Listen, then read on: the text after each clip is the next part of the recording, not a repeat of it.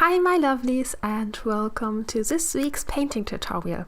This one is about my recent watercolor piece which I called Loreley, which is based on the German saga about a mystical figure who lures ships into doom. There's also a rock in Germany, a shale rock in some town in Germany near the Rhine, the rock is very famous and it's named after that figure. And since this painting is for an exhibition called Salt and Sand, I thought this rather dark character would fit this theme very well. So before I start the tutorial, I got a request on how I glue or adhere my paper onto wood, and this is so super simple, so I will just explain it in a few words because really everyone can do it. So you just need your paper, for example from a watercolor pad or just loose paper that you can buy everywhere, and a wood panel.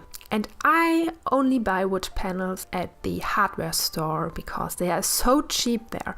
I think it costs 60 cents making those wood panels, and if I would buy them in a art supply store, I would probably pay like €3 for them. So I definitely can save costs with it.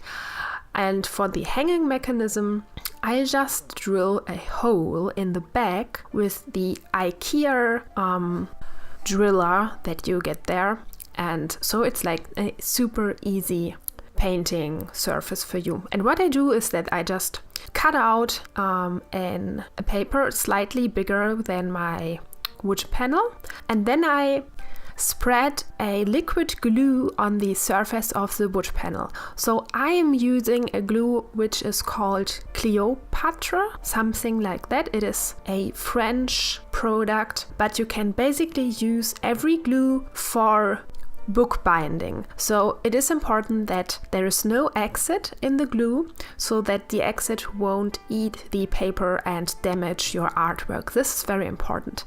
And I just spread it. I really take a good gulp of glue and spread it over the wood. And I try to spread it evenly so that there are no humps. But of course it's not perfectly possible, but just spread it as evenly as possible with a large brush. So I'm just taking a regular flat brush for that, and then I place my paper carefully on the surface, and then I take just a regular rolling pin to flat out the paper on the surface. And you really have to just pressure very heavily because the glue I use, or I think glue in general, is not super fluid, so you have to press it until you don't have any folds or lumps on your surface. So for checking that, I'm just holding my wood with the paper near a window and just tilt it a little so I can see if there are any folds that I have to just put more pressure on with the rolling pin. And when I'm done with that, I try to use the exact amount of glue so that it doesn't come off the edges. But as you see with this painting, there are some drops that just went out the edges and it wasn't avoidable for me. But this is not so bad. You can just paint over it when the painting is finished. I paint over the edges nevertheless, so it isn't that visible. But sometimes I really got the right amount of glue and none of the glue went over the edges and I don't have any ugly patterns there. So once you have glued the paper on the wood and you worked it out with the rolling pin, the next thing you do is that you take some old books or other weights you have and just place it evenly over the paper so that you have a really strong pressure on it. And then you wait a couple of hours, maybe two or 3 hours, until the glue is completely dried. So depending on the temperature, it can take a little bit longer since the glue don't have air, which would help to dry, and the books are also preventing like the air flowing around it, so it might take a little bit longer. And it would help if you just feel with your finger if the glue still sticks or if the glue is still, for example, white. My glue dries transparent, so when it's not dried out perfectly, it's still white, and when it's dried, it is transparent. So I just feel if there is any moisture there, and if there isn't and everything is dried perfectly, I need an X-Acto knife to cut out the edges clean. And you would also need like a wooden board or something like that where you can place your paper and cut out the remaining and cut out the form of the wood. So what I do is that I just place my wood upside down so that the paper faces the wooden board, and then I take my X-Acto knife and cut out the edges of the shape. So that's it. It's not very difficult, and I think the most difficult thing is like cutting out the edges, because sometimes the X-Acto knife is very sharp and sometimes I hit the wood and I just have to be a little bit careful. And also the first step where you have to look if there are any folds or humps left under the paper from the glue. So that would be the more or less more difficult steps of the process. The rest is very easy. So once you've cut out the edges, you are ready to start your painting. I hope that was not too complicated, and if you have any questions regarding the progress, just write in the comments. I am happy to help you out. And now let's start with the tutorial. So, and I'm basically starting by just placing the major areas and filling out the major places on my painting. So for example, her clothes, the arm, the background, the hair and the face. Important for me is that I fill out the dark areas because they are crucial to get the values right. So the dark areas on this painting are her hair, and after I did that, I can jump in the face and start with the most important part for me in the painting. And what I do is that I jump forth and back from watercolor to color pencils. As you see in the video, that I'm, for example, when I'm working on her cheek, I take a brush and then I take a color pencil again and then I take the brush again. And this is due to the fact what watercolors or what I can do with watercolors. So with watercolors I can fill out an area entirely and very quickly and also very equally. With a color pencil I can make details, I can tint an area, but for a larger area I would get a grain from the color pencil and I don't want that. So when I noticed that the cheek was not dark enough, because with watercolors, most of the time one paints too light. The whole painting, after I finished it and had the file on my computer and compared it to the reference photo, it was still too light. So even the lightest areas were too light. And this is a thing that everyone who uses watercolor has really take care of and pay attention to. So back to why I jump forth and back with color pencils and watercolor. When I see that I have to tint an entire area darker or more saturated, her cheek, for example, was not orangey and brown enough, and I didn't want to use a color pencil because, again, I have like a grain there and I didn't want that. And so I used watercolor just to tint the entire area and to make it a little bit darker. And when I did that and I think, okay, now it's fine, I use the color pencils and get the exact color values right. So for example, little shadows under the cheekbones or a little bit of variation in the skin. So obviously the skin is not completely orange or brown. So I just add extra colors with my color pencils.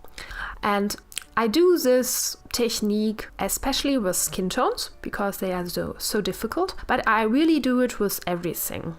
You can use it really with every area on the painting. If you want to fill a larger area or just a complete area and you know, okay, I need to make this area a lot more darker, or this area needs to be greener.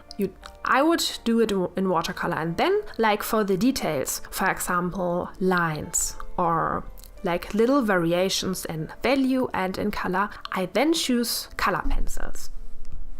And the next difficult thing is the smoothness and the gradients. And it is so difficult with the Fabriano paper because all the watercolor areas that I paint will dry with a hard edge.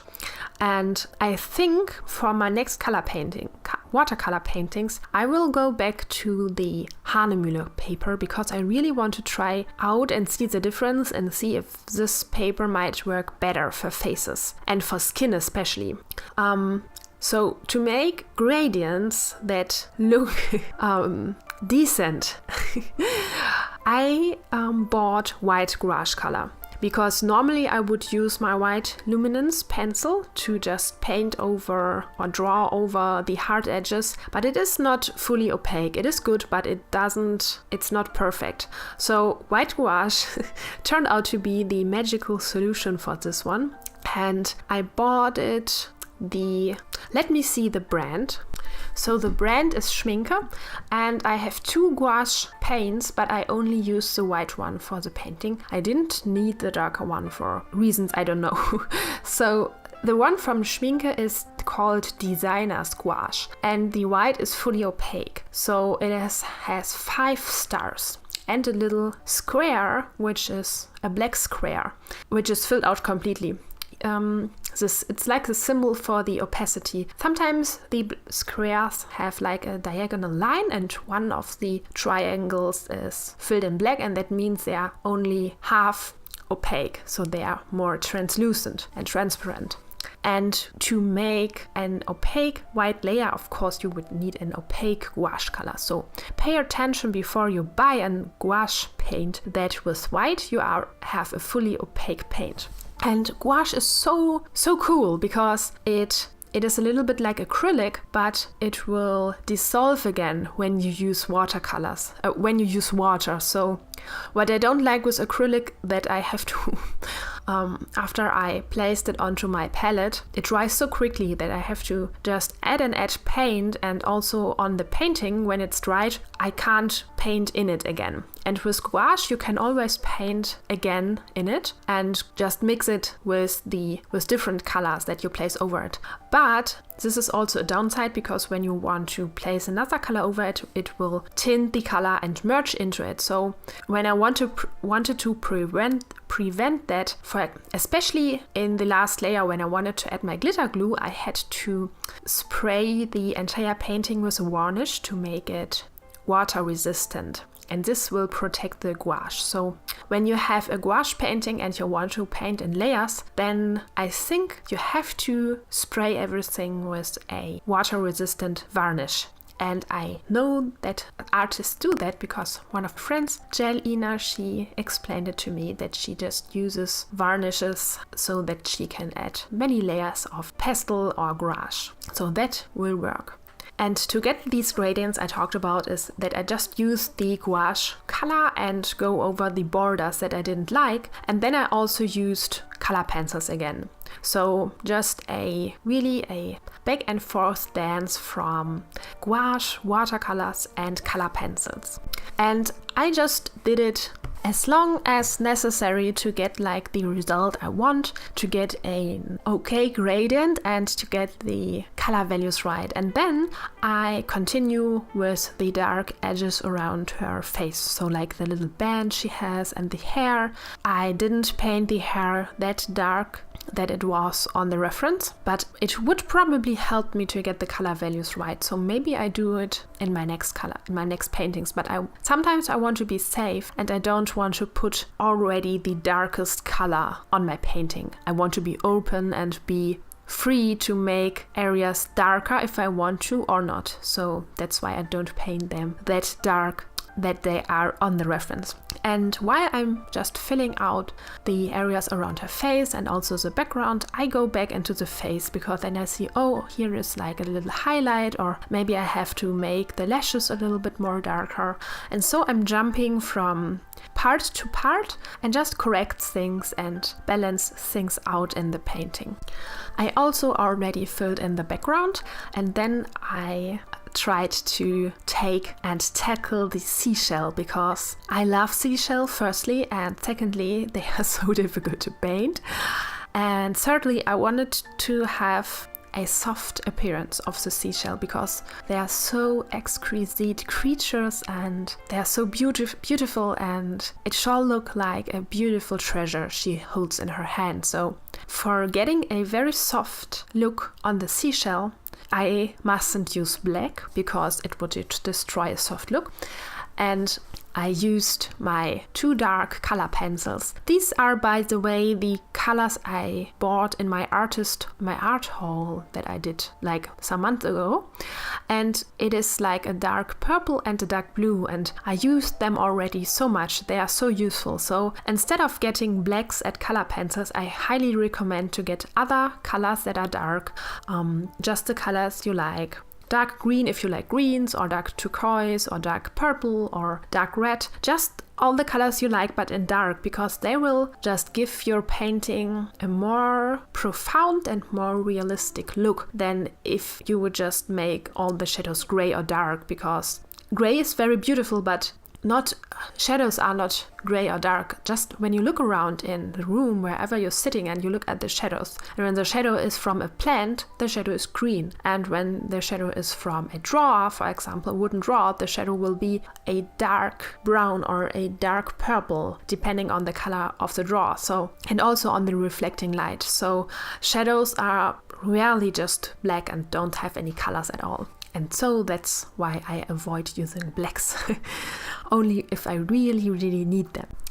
And to get the seashell white, my technique was that I slowly build up layers and I try to incorporate the pattern on the surface of the seashell. It was quite complicated, and there was also like turquoise in the seashell, and I tried to exaggerate that because I think it makes it more beautiful. And I just started with the shadows, just with the light shadows, and I try to incorporate the pattern. And I always try to squint my eyes to get it right, because especially if you have difficult patterns, by squinting your eyes the pattern disappears and you only see the form of your subject. So you see the darker, you see where the shadows go and where the light is, and making that from time to time will help you not making your subject flat. So if you would only paint the pattern and don't paint the blacks, or just the darker areas, which are not black, like I said, so they don't have to be black,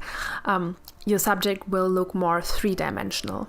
And as I said, I just take my color pencils to make especially my white luminance pencil, and I went over the white areas on the shell. And the great thing with this technique is that you have like a wax-like surface, and this is exactly like the shell also looks. So it looks a little bit like china, like porcelain, and the first layer was watercolor and color pencil, and when I then go over it with the white luminance, it really gets a nice and soft look, and this is exactly the thing I went for. So I'm really happy how the shell turned out in the end. I'm not so happy with the hands, so I will have to be more careful with the Fabriano paper because it is so unforgivable. And sometimes I'm very concentrated when I paint, but sometimes I'm not. Sometimes I just like to listen to podcasts, or I don't know, just be in daydreams, and then I'm not super concentrated anymore. And when I use the normal watercolor paper from Hanemühle, I can just erase certain parts, and not erase them completely, but merge them into each other, a little bit like with oil paint. So you can just go over an area again and maybe smooth it a little bit out, or just take a little bit off with a cotton towel, and this isn't possible with Fabriano paper, so it definitely made me crazy. And my solution for this is that I used a lot of white gouache, especially with the skin tones and with her arm, and also a lot of color pencils. So I made a layer of, for example, watercolor to tint the arm to make it more orangey. And then I used gouache to make, like the white gouache, to make it a little bit more smooth. And then I used color pencils again to just go over the edges a little bit and to add some extra color values and so on. I just repeat the process. And for the hand and for the fingernails, there I have to be more concentrated because the fingertips have to be very detailed and very fine, because otherwise they would look rough, and for me it would look a little bit ugly. So the fingertips and the face are like the most important parts of the painting. So for that I just sharpen my color pencils and I just be a little bit more concentrated and stare at the painting. So there are areas in the painting where you don't have to be super concentrated. For example, her shirt, which is, there are some folds in the clothing, but it's not super important. It doesn't have to look perfect. It's not important for the painting. Also her necklace, although it's very detailed and very beautiful, I don't want the complete attention on the necklace. So I just made it a little bit more rough, a little bit more loosely, and I'm still happy with it. And also another thing that happened with the painting was that after I thought it is done, I just looked at the reference and there was something missing. And I don't know what it is, but sometimes oftentimes the photo reference doesn't translate perfectly to your original painting. And after I scanned in my painting and I compared it with the reference, I think it was because my whole watercolor painting was too light. So the lightest parts of my painting, for example her forehead and the light on her arm or on her cheeks, were still too light. So that could be one solution why it didn't look like I planned it or like the reference. So in order to kind of balance it out, I wanted to make the background more stand out and more interesting. And so I added some blues and some purple in the background, but then I thought it was too messy and I went all over it with white gouache. And unfortunately my camera stopped recording, so there's like a jump between the background being very colorful and then the background is more white, and also the arm has a better gradient on it. So somehow my camera just stopped recording. And making the background more whiter really helped the painting, and I did this with white gouache and I really loved the effect and the things that are possible with gouache. For example, I also used it to work against her flower crown where the leaves just touch the sky. So I could just take off a little bit of the leaves to give it a more like cut off shape. And I only do this technique with oil painting, but now with gouache it is also possible. So I think gouache is a great addition to watercolor. I will just start with white gouache because I don't want to overwhelm me, and I think it is a good start to just work in this additional medium to the piece. And just white gouache can give every color you use an extra body. So you can use just mix the white gouache with watercolor and then you have rich pastel tones. This is a very nice thing that one could try out just to see what effects are possible. And at the end of the painting, I thought it was finished. I just made some more gradients on the arm, and on the hand I just used more gouache and more white luminance pencil. And then I wanted to put the painting away and I said, so now it's finished. But it's not so easy. So I thought, oh, maybe I need here a little more and there a little more. And I just thought I make some little changes. And so I didn't record it, but in fact I added a lot of details to the background, and I also made the arm and the hand a little bit darker. But since it is the exact same technique I already explained, so it is just a repetition of the same technique, I think it is not a great loss for you. I hope it isn't. And the only extra thing was like the little plants in the background, and I added them just freely by looking at the plants that I have around me. So I just drew some branches and some leaves and some flowing golden flower petals. I use this effect. This is done just with golden watercolor, so no acrylic or something. And I just add them intuitively, so there's no like rule to do them. Just maybe imagine how wind would flow through your painting and just try to capture the flows of wind with those little leaves so that you have an impression of dynamic and of maybe sea wind, and it just adds a little bit more of atmosphere to your painting. So I hope this watercolor tutorial helped you and explained a little bit more of my technique. I am excited to try the Hanemühle paper out again. The other painting I started, which you saw here on Patreon, was an African model, is still on the Fabriano paper. I just have to be super concentrated, so I don't have to cover up so many mistakes with this one. And I hope it helped, and I hope you can apply some of the techniques for your own paintings. And if you do, feel free to just post them in the community tab. I'm super excited to see your work. Sometimes I've seen some of you on Instagram already, and I was like so honored, like that so talented artists still want to learn from me. So this is super great and such a wonderful feeling, and I thank you all for your support, and I hope you have a great day. And I see you in the next tutorial video. Bye bye!